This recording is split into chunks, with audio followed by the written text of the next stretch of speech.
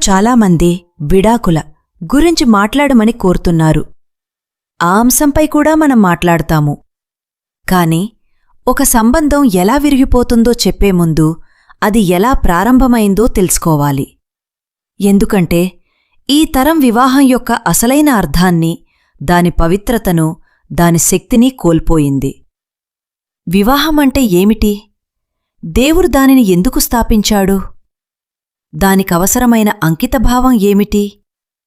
ఈ ప్రశ్నలకు సమాధానం చాలామందికి తెలియదు.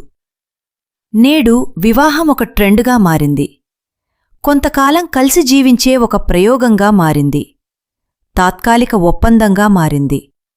కాని దేవుని ఉద్దేశ్యంలో వివాహం ఎన్నడూ తాత్కాలికం కాదు. అది శాశ్వతమైన నిబంధన. వివాహం ఒక ఒప్పందం కాదు, అది ఒక నిబంధన్. ఇదే మనం ఎదుర్కోవలసిన అసౌకర్యమైన సత్యం. చాలామంది ప్రేమలో పడ్డాం కాబట్టి వివాహం చేసుకుంటారు. ప్రేమరేమ తగ్గిపోయింది అని భావించి విడిపోతారు. కాని దేవుడు వివాహానికి పునాదిగా ప్రేమ భావోద్వేగాన్ని పెట్టలేదు. ఆయన పునాదిగా వాగ్దానాన్ని ఉంచాడు. వివాహదినాన పూల మధ్యలో, బంధువుల సమక్షంలో, దేవుని సేవకుని ఎదుట మనం ఇలా ప్రమాణం చేస్తాము: సుఖంలోనూ కష్టంలోనూ, ఆరోగ్యములోనూ అనారోగ్యములోనూ, మరణంలోనూ, మరణం వరకు నీతోనే ఉంటాను. అది కేవలం అందమైన కవిత కాదు, అది ఒక ఆత్మీయ యుద్ధ ప్రకటన. ఆ ప్రమాణం కేవలం జీవిత భాగస్వామికి మాత్రమే కాదు, పరలోక దేవుని సాక్షిగా చేయబడిన పవిత్ర నిబంధన. కానీ నేడు వివాహం చాలా బలహీనమైంది. మన అనుకూలంగా ఉన్నంతవరకే అది కొనసాగుతోంది. మనసు బాగుంటే కలిసి ఉంటాం, మనసు మారితే విడిపోతాం. మన మాటల్లో నేను అంగీకరిస్తున్నాను అంటాము, కాని మన జీవితంలో మాత్రం పరిస్థితులు అనుకూలంగా ఉన్నంతవరకే అని జీవిస్తాము. ఇక్కడ మనం మరచిపోతున్న ఒక గొప్ప సత్యం ఉంది. వివాహాన్ని దేవుడు కేవలం సృష్టించలేదు, దానికి అర్థాన్ని కూడా ఆయనే నిర్ణయించాడు. మన భావాలకనుగుణంగా దాని నిర్వచనాన్ని మార్చుకునే స్వేచ్ఛను ఆయన మనకివ్వలేదు. ఆయన మొదటినుంచే దానిని పవిత్రంగా ఏర్పాటు చేశాడు. ఈ సందేశంలో మనం తెలుసుకోబోయేది: వివాహం నిజంగా ఏమిటి? దేవుడు దానిని ఎందుకు స్థాపించాడు? పురుషుడు స్త్రీ ఏకత్వం ఎందుకు నిత్యమైన సత్యాన్ని ప్రతిబింబిస్తుంది? కూలిపోతున్న వివాహాన్ని ఎలా తిరిగి నిర్మించుకోవచ్చు? మీ వివాహ జీవితం ఈరోజు కష్టాల్లో ఉన్నా అది అంతమైపోలేదు. ఎందుకంటే దేవుడు నిర్మించే దేవుడు. తాను నిర్మించిన దానిని ఆయన ఎన్నడూ విడిచిపెట్టడు. మీ ఇంట్లో ప్రేమ చల్లారిపోయిందా? ఈ సందేశం మీకోసమే. మీరు ఇంకా వివాహం చేసుకోలేదా? చుట్టూ విరిగిపోయిన వివాహాలను చూసి భయపడుతున్నారా? ఈ సందేశం మీకోసమే. మనకు ఎక్కువ పెళ్ళిళ్ళ అవసరం లేదు, వివాహం గురించి ఎక్కువ అవగాహన అవసరం. వివాహం ప్రేమలో ఉండడం గురించి కాదు, దేవుణ్ణి కేంద్రంగా ఉంచుకొని ప్రేమించడం నేర్చుకోవడం గురించి. ఎందుకంటే నిజమైన కుటుంబాన్ని, నిజమైన భవిష్యత్తును, నిజమైన గృహాన్ని ప్రధాన శిల్పి అయిన దేవుడు లేకుండా నిర్మించడం అసాధ్యం. ఈ సందేశం మీ ఆలోచనలను సవాలు చేయవచ్చు, కొన్ని పాత గాయాలను తట్టిలేపవచ్చు. కాని చివరికి మీరు ఒక స్పష్టమైన నమూనాతో బయటకు వస్తారు. కేవలం మీ వివాహాన్ని బలపరచటానికి మాత్రమే కాదు, దానిని గౌరవించటానికి కూడా. ఎందుకంటే నిబంధన అనే పునాదిపై నిర్మించబడిన ఇల్లు ఎంతటి తుఫాను వచ్చినా కూలిపోదు. ఇప్పుడు మనం ఆదికాండములోకి తిరిగి వెళ్దాం. వివాహం యొక్క అసలైన ఉద్దేశ్యాన్ని మళ్లీ కనుగొందాం. వివాహ ప్రమాణాలలో తరచూ వినే ఒక వాక్యముంది: ఇద్దరూ ఒక శరీరముగా అవుదురు. ఆదికాండము 2:24. కాని నిజంగా దాని అర్థం మనకు తెలుసా? ఆ వచనం ఒకే ఆత్మగా అవుతారు అని చెప్పలేదు. ఒకే వ్యక్తిత్వం కలిగి ఉంటారు అనరు అని కూడా చెప్పలేదు. ఒకే అభిప్రాయాలు కలిగి ఉంటారు అని అసలు చెప్పలేదు. అది ఇలా చెబుతోంది: ఒక శరీరం, ఒక జీవితం, ఒక గమ్యం. దేవుని కప్పుదల క్రింద 2 వ్యక్తులు, కాని ఒకటైన నిబంధన. అయితే మనం ఈ సత్యాన్ని వక్రీకరించాము. మనలాగే ఆలోచించే వ్యక్తినే జీవిత భాగస్వామిగా కోరుకుంటాము. మనతోగే ఎప్పుడూ ఏకీభవించే వ్యక్తిని ఆశిస్తాము. మన సౌకర్యాన్ని ఎప్పుడూ భంగపరచని వ్యక్తిని కోరుకుంటాము. కాని దేవుడు ఆదాముకు, నీకు మరో ఆదామును ఇస్తాను అని చెప్పలేదు. ఆయన ఇలా అన్నాడు, అతనికి తగిన సహాయకురాలిని కలుగజేస్తాను. అంటే అతనికంటే తక్కువ కాదు, అతనికంటే ఎక్కువ కాదు, అతని పక్కనే నిలబడి అదే విలువ ఇవి 2 భిన్నమైన రూపకల్పనతో ఒకే లక్ష్యాన్ని నెరవేర్చే సహచరి. వివాహమద్దంలో మనల్ని మనం చూసుకోవడం కాదు. ఇది 2 భిన్నమైన జీవితాల పవిత్ర కలయిక. పురుషత్వం మరియు స్త్రీత్వం, తర్కం మరియు అంతఃజ్ఞానం, బలం మరియు మమకారం, నాయకత్వం మరియు సహకారం, ఇవన్నీ కలిసి దేవుని స్వరూపాన్ని ప్రపంచానికి ప్రతిబింబించడానికి. ఎందుకంటే ఆదికాండము 1:27 చెబుతోంది, దేవుడు తన స్వరూపమందు మనుష్యుని సృజించెను, పురుషునిగాను స్త్రీగాను వారిని సృజించెను. దేవుని స్వరూపం వారి ఒకేలా ఉండటంలో కాదు, వారి ఏకత్వంలో ప్రత్యక్షమవుతుంది. ఇప్పుడు ఒక ముఖ్యమైన సత్యం, ఏకత్వం అంటే గొడవలు లేకపోవడం కాదు. గొడవల మధ్య కూడా నిబంధనను నిలబెట్టుకోవడమే నిజమైన ఏకత్వం. వివాహం అంటే ఇద్దరూ ఒకేలా ఉండటం కాదు. ఎందుకంటే మనం వివాహం అనుకూలత, కంపాటిబిలిటీ మీద నిలుస్తుందని అనుకుంటాము. నీ దేవుడు చెబుతున్నది వివాహం అనుకూలత, కంపాటిబిలిటీ మీద నిలుస్తుందని అనుకుంటాము. నీ దేవుడు చెబుతున్నది వివాహం అనుకూలత మీద కాదు, నిబంధన మీద నిలుస్తుంది. ఆదాము హవ్వను మొదటిసారి చూసినప్పుడు అతడు తన జీవితాన్ని సులభం చేసే వ్యక్తిని చూడలేదు. దేవుడు తనకు సిద్ధపరచిన భాగస్వామిని చూశాడు. అతడు ఆనందంతో ఇలా ప్రకటించాడు, ఇది ఇప్పుడు నా ఎముకలలోని ఎముక, నా మాంసములోని మాంసము. ఆదికాండము 2వ అధ్యాయం 23వ వచనం. ఇది కేవలం భావోద్వేగంతో చెప్పిన మాట కాదు. ఇది దేవుని కార్యాన్ని గుర్తించిన విశ్వాస ప్రకటన. ఈ కలయికను దేవుడే ఏర్పరచాడు. ఇది సాధారణ సంబంధం కాదు, ఇది పవిత్రమైనది. ఒకరి లోపాలను మరొకరు వెతుకుతుంటారు, మౌనాన్ని ఆయుధంగా ఉపయోగిస్తారు, గత తప్పులను మళ్లీ మళ్లీ గుర్తుచేసి గాయపరుస్తారు. సమస్యలను కలిసి ఎదుర్కోవడానికి బదులుగా ఒకరినొకరు దూరం చేసుకుంటారు. అలా చేస్తూ ఒక గొప్ప సత్యాన్ని మరచిపోతారు. మీ జీవిత భాగస్వామి మీ శత్రువు కాదు. వారు దేవుడు మీకు అప్పగించిన వాగ్దానం. నా ఎముకలలోని ఎముక అంటే కేవలం ఒక బంధం కాదు, దేవుడు కలిపిన ఏకత్వం. అందుకే విడాకులు అంత బాధను కలిగిస్తాయి. అది కేవలం 2 వ్యక్తులు విడిపోవడం కాదు, దేవుడు కలిపిన దానిని చీల్చివేయడం. అందుకే ప్రభువైన యేసు ఇలా చెప్పారు,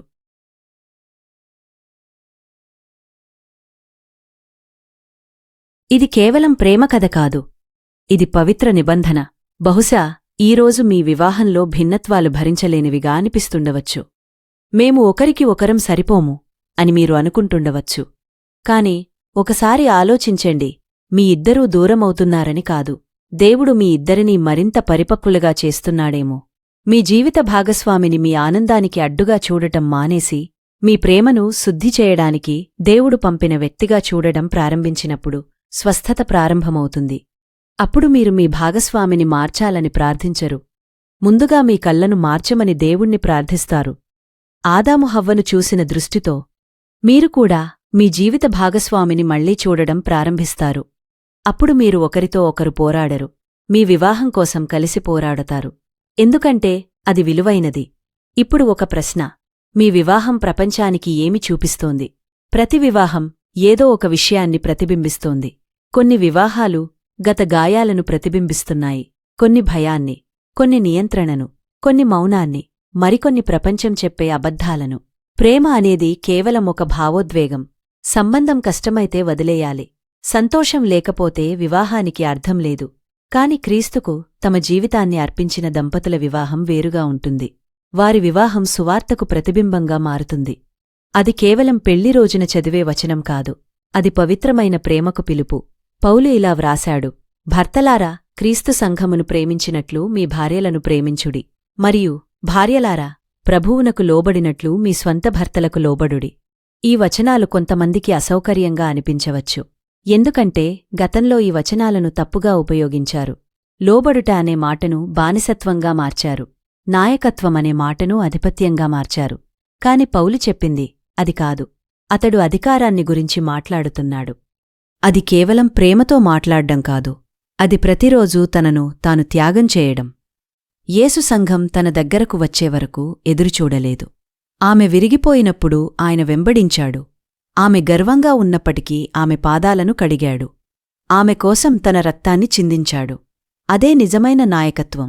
ఆజ్ఞలు ఇవ్వడం కాదు, త్యాగంతో ముందుండడం.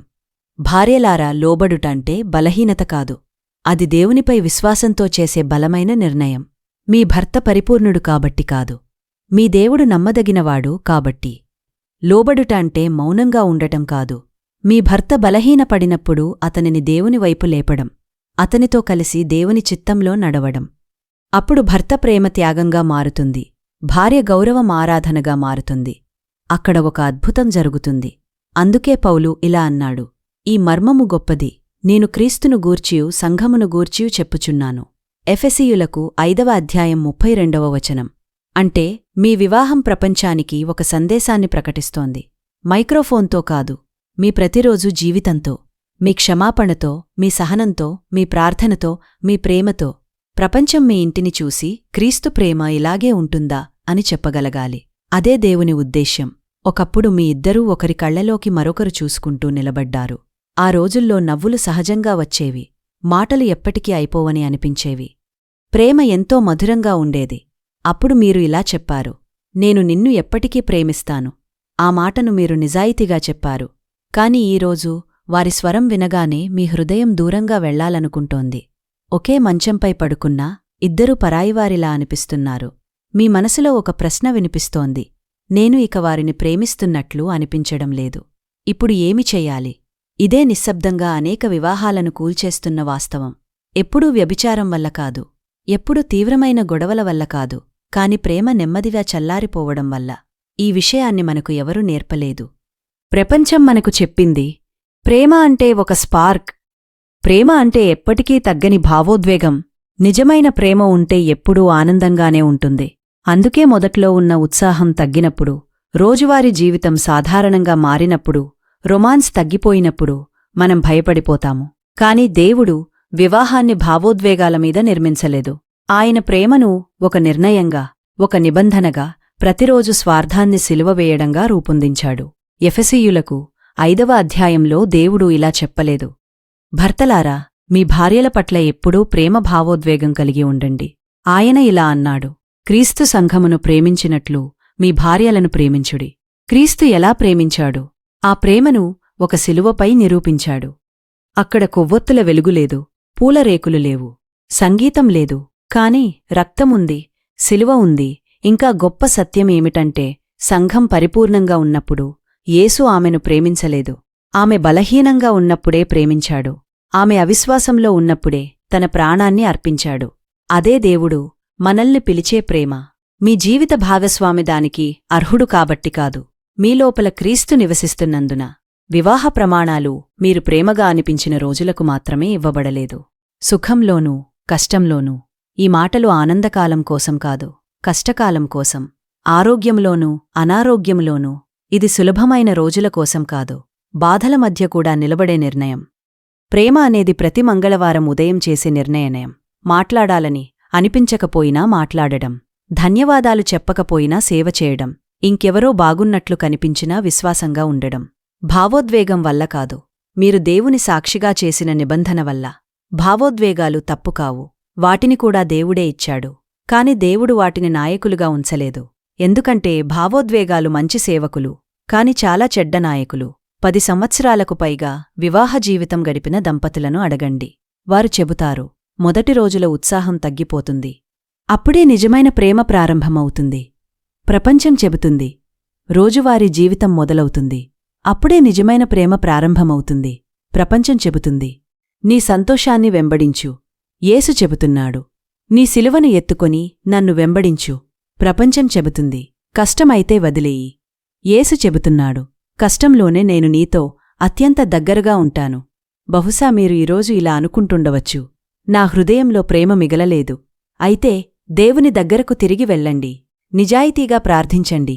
ప్రభువా, నా హృదయం ఎండిపోయింది, నాకు కోపంగా ఉంది, నేను అలసిపోయాను. ప్రేమించాలనే భావం కూడా లేదు.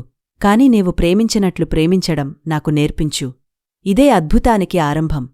వీరు భావోద్వేగం వల్ల కాదు, విశ్వాసం వల్ల ప్రేమించడం ప్రారంభించినప్పుడు దేవుడు మీ హృదయాన్ని మళ్లీ జీవింపజేస్తాడు. ప్రపంచమిచ్చే తాత్కాలిక ఉత్సాహం కాదు, లోతైన పరిణతి చెందిన దేవునిలో వేరుపాతుకున్న ప్రేమను తిరిగి ఇస్తాడు. నేను అలాంటి అద్భుతాలను చూశాను. విడాకుల అంచున ఉన్న దంపతులు మళ్లీ కలిసి నవ్వడం చూశాను. ఏళ్ల తరబడి మాట్లాడని భార్యాభర్తలు ఒకరికోసం మరొకరు కన్నీళ్లతో ప్రార్థించడం చూశాను. విరిగిపోయిన సాన్నిహిత్యం మళ్లీ పునరుద్ధరించబడటం చూశాను. ఇది కేవలం కౌన్సిలింగ్ వల్ల కాదు, క్రీస్తు సన్నిధి వల్ల, అహంకారాన్ని సిలువవేయడం వల్ల, ఒకరినొకరు సేవించడం వల్ల కాదు, క్రీస్తు సన్నిధి వల్ల, అహంకారాన్ని సిలువవేయడం వల్ల, ఒకరినొకరు సేవించడం వల్ల, పారిపోకుండా నిలబడటం వల్ల. మీరు ఈరోజు వివాహ పోరాటంలో ఉన్నట్లయితే ఒక విషయం గుర్తుంచుకోండి. మీరు ఓడిపోయినవారు కాదు, మీరు యుద్ధభూమిలో ఉన్నారు. బాధ ఉందని, దేవుని ఉద్దేశ్యం లేదని అనుకోవద్దు. చాలాసార్లు అదే బాధ పవిత్రమైన ప్రేమను పెంచే నేలగా మారుతుంది. ఈరోజే ఒక నిర్ణయం తీసుకోండి. ఉదాసీనతను విడిచిపెట్టండి. నాకు ఇంకా మంచి వ్యక్తి దొరుకుతాడు అనే అబద్ధాన్ని తిరస్కరించండి. క్షమించడం ప్రారంభించండి. మళ్లీ కలిసి ప్రార్థించడం ప్రారంభించండి. మళ్లీ కలిసి ప్రార్థించడం ప్రారంభించండి. మీ జీవిత భాగస్వామి ప్రార్థించకపోయినా మీరు ప్రార్థించడం ప్రారంభించండి. ఈరోజు ప్రేమను ఎంచుకోండి. అది సులభం కాబట్టి కాదు, అది పవిత్రం కాబట్టి. అలాంటి నిర్ణయమే దేవునికి ఇష్టమైన ఆరాధన. అలాంటి వివాహమే క్రీస్తును ప్రపంచానికి ప్రతిబింబిస్తుంది. మీ భావోద్వేగాలు ప్రతి తుది తుఫాన్ను తట్టుకోలేవు, కాని దేవునిపై ఉన్న విశ్వాసం మాత్రం నిలబెడుతుంది. అందుకే మీ వివాహాన్ని భావోద్వేగాలపై కాదు, క్రీస్తు అనే అచంచలమైన శిలపై నిర్మించండి. ఈరోజు మనం వివాహం యొక్క పునాది, నిబంధన యొక్క గొప్పతనం మరియు దేవుడు వివాహానికి కేంద్రంగా ఉండాల్సిన అవసరాన్ని నేర్చుకున్నాం. కాని ఇంకా ఒక ముఖ్యమైన అంశం మిగిలి ఉంది. తదుపరి భాగంలో మనం మాట్లాడబోయేది నెరవేరని అంచనాలు, అన్మెట్ ఎక్స్పెక్టేషన్స్, ఎలా వివాహాన్ని బలహీనపరుస్తాయి. సంస్కృతి చెప్పే ప్రేమకు, దేవుని ప్రేమకు ఉన్న తేడా ఏమిటి? ఆరిపోయిన ప్రేమను మళ్లీ ఎలా రాజేయాలి? ఆ సందేశాన్ని తప్పకుండా చూడండి. దేవుడు మిమ్మల్ని, మీ కుటుంబాన్ని సమృద్ధిగా ఆశీర్వదించుగాక. ఆమెన్.